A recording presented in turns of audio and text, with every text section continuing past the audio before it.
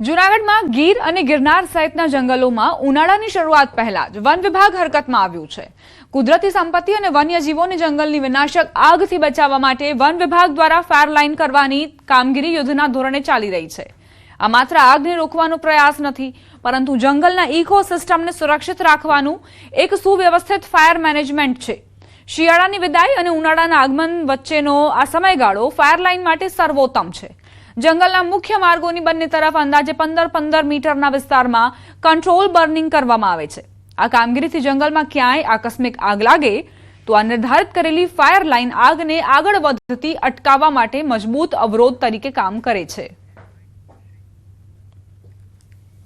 Fire line में हमारे जो जंगल के जनरली जो रास्ते होते हैं उसके दोनों तरफ में हम लोग लगभग 15-15 मीटर की जो है फायर लाइन करते हैं। फायर लाइन से फ़ायदा ये होता है कि अगर कोई आकस्मिक दव लगती है जंगल में तो वो पूरे जंगल में नहीं फैल जाए, तो उससे उसको एक ब्रेक भी मिलता है। टिक्स वगैरह है, इंसेक्ट वगैरह मतलब कि जो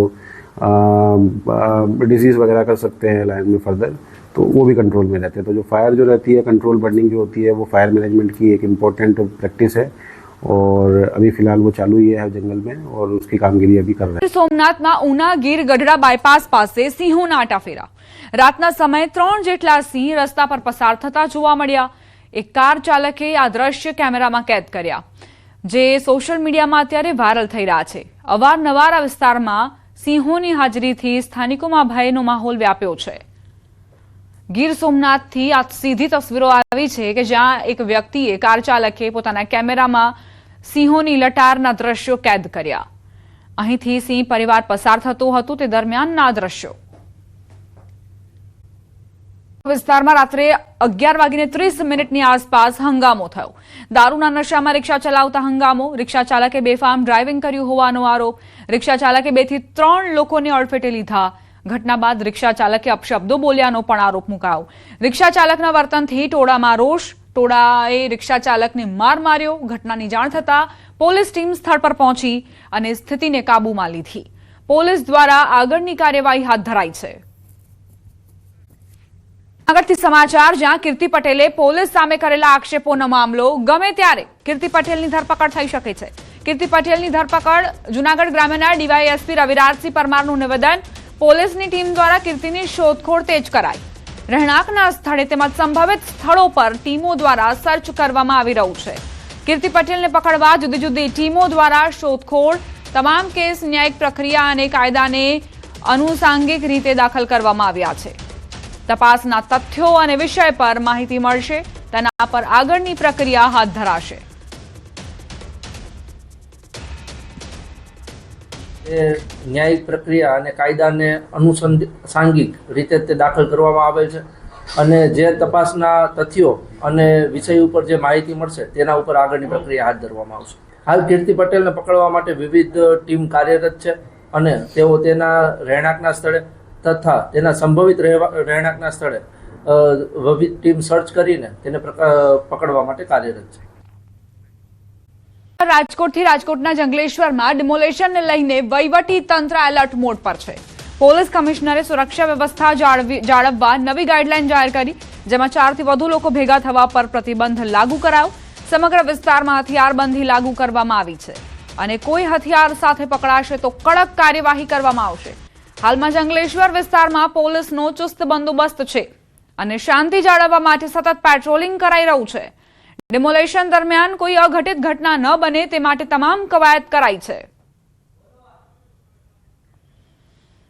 રાજકોટના જંગલેશ્વર વિસ્તારના આ ડ્રોન વિડીયો આપ જુઓ। સતત એક તરફ પોલીસનું પેટ્રોલિંગ, બીજી તરફ ડ્રોન મારફતે સર્વે કરવામાં આવી રહ્યું છે। વિસ્તારના ક્ષેત્રફળને લઈને, ત્યાંની ભૌગોલિક સ્થિતિને લઈને, કેટલા આવાસો છે, કેટલા મકાનો છે, તમામ સર્વે ડ્રોન મારફતે હાથ ધરાયો છે। બીજી તરફ હથિયારબંધીનો કાયદો પણ લાગુ કરાયો છે। કોઈ પણ વ્યક્તિ હથિયાર સાથે પકડાશે તો તેની સામે કડક કાર્યવાહી કરવામાં આવશે। આક્રોશ પણ જોવા મળી રહ્યો છે લોકોમાં। તેમનું કહેવું છે કે 60 વર્ષથી અમે આ વિસ્તારમાં રહેતા હતા અને અચાનકથી આ ડિમોલેશનની કાર્યવાહી હાથ ધરાતા અમે ઘર વિહોણા થઈ જઈશું। અમને અમારા ઘરની અંદર જ મારી નાખો એ વધુ યોગ્ય રહેશે। અમારા ઘરમાંથી અમને બહાર ન કાઢો। તો અનેક રોષ લાગણીઓ અને વિરોધ વચ્ચે ડિમોલેશનની કાર્યવાહીનો દોર પણ જોવા મળી રહ્યો છે। મનપા હવે પીછેહટ કરવાના મૂડમાં નથી. અધિકારીઓએ મોરચો સંભાળી લીધો છે. ડ્રોન મારફતે સર્વે પણ કરાઈ રહ્યો છે. નજીક ટ્રેન દુર્ઘટનાગ્રસ્ત કરવાનો પ્રયાસ નિષ્ફળ ગયો છે. અનગઢ રેલવે ટ્રેક પરથી કોલ્ડ ફાયર મળી આવ્યા. રેલવે ટ્રેક પર કોલ્ડ ફાયર ફૂટેલા મુકાયા હતા. શંકાસ્પદ વિસ્ફોટક પદાર્થ દેખાતા પોલીસને જાણ કરાઈ. એફએસએલની મદદથી પોલીસ દ્વારા ઝીણવટભરી તપાસ શરૂ કરાઈ. ચિંતાજનક વસ્તુ ન હોવાથી પોલીસને હાશકારો. કોઈ ટીખળખોરનું કાવતરું હોવાની પોલીસને શંકા. ઇન્ડસ્ટ્રીયલ રેલવે લાઇન પર વિસ્ફોટક જેવો પદાર્થ મળતા લોકોના જીવ તાળવે ચોંટ્યા હતા.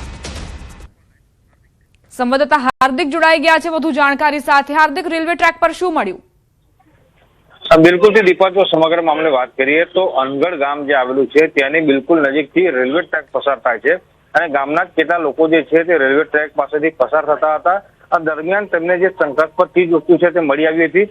શરૂઆતમાં ગ્રામજનો જ્યારે તપાસ કરી ત્યારે કોઈ વિસ્ફોટક હોય તેમ લાગ્યું હતું, કારણ કે તેમાં જે ઇલેક્ટ્રિસિટીમાં જે વાયરો યુઝ થતા હોય છે તે પ્રકારના વાયરો હતા. ત્યારે તેમના દ્વારા સ્થાનિક પોલીસને જાણ કરવામાં આવી હતી. સ્થાનિક પોલીસ દ્વારા સમગ્ર મામલે રેલવે પોલીસને જાણ કરવામાં આવી હતી અને જે અલગ અલગ એજન્સીઓ છે તેમના દ્વારા ત્યાં સ્થળ તપાસ કરવામાં આવી. ત્યારે કોલ્ડ ફાયર હોવાનું જે છે તે સામે આવ્યું હતું, પરંતુ પોલીસ જે છે તે કોઈ પણ જાતની ચૂક નથી રાખવા માંગતી. તેના આભાર હાર્દિક, જાણકારી આપવા માટે.